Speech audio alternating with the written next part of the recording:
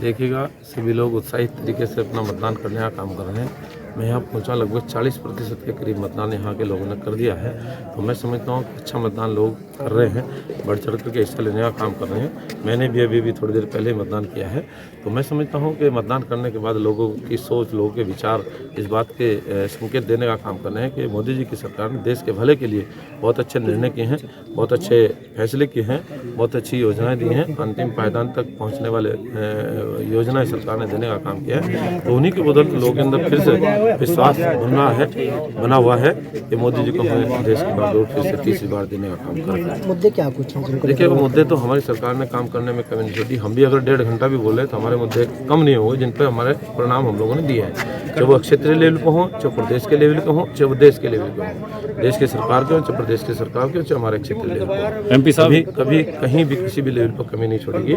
आगे फिर हम लोग नए सिरे से फिर लोगों का आशीर्वाद हमें मिलेगा, हम फिर से नए सिरे से बड़ी तेजी से काम करेंगे। फिर आपके सामने हसन परिवार से इस तरह से ना कि आप किस तरह से देखें? नहीं, पिछली बार भी हसन परिवार से ही थे और पिछली बार तो 3 प्रमुख दल हमारे सामने थे। आपकी बार तो ऐसा नहीं है, हमारा पक्ष बहुत पहले से मजबूत है, पहले से ज़्यादा मार्जिन से हम लोग सीट निकालने की तरफ बढ़ रहे हैं। बसपा कहाँ है? बीएसपी तो देखो, अब मैं नहीं कह सकता हूँ क्या है, तो उन्हीं प्रत्याशी, बीएसपी के प्रत्याशी ही बता पाएंगे।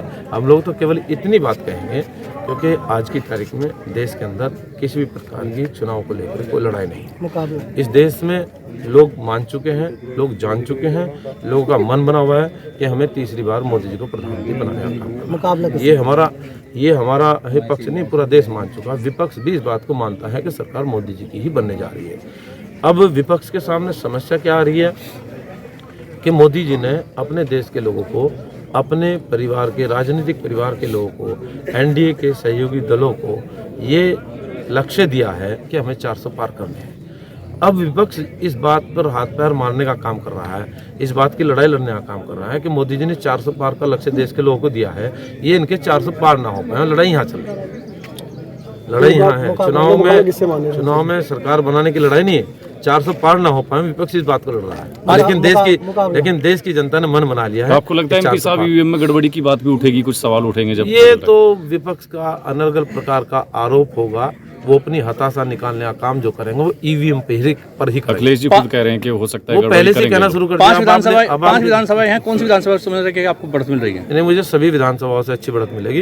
पहले हम लोग 5 में से 4 जीते थे, अब की बार हमें 99% उम्मीद है कि हम लोग 5 के 5 विधानसभा जीतेंगे। धन्यवाद। हमसे जुड़े रहने के लिए हमारे YouTube चैनल को सब्सक्राइब करें और नई वीडियो की नोटिफिकेशन के लिए बेल आइकॉन को दबाएं। हमसे जुड़े रहने के लिए हमारे YouTube चैनल को सब्सक्राइब करें और नई वीडियो की नोटिफिकेशन के लिए बेल आइकॉन को दबाएं।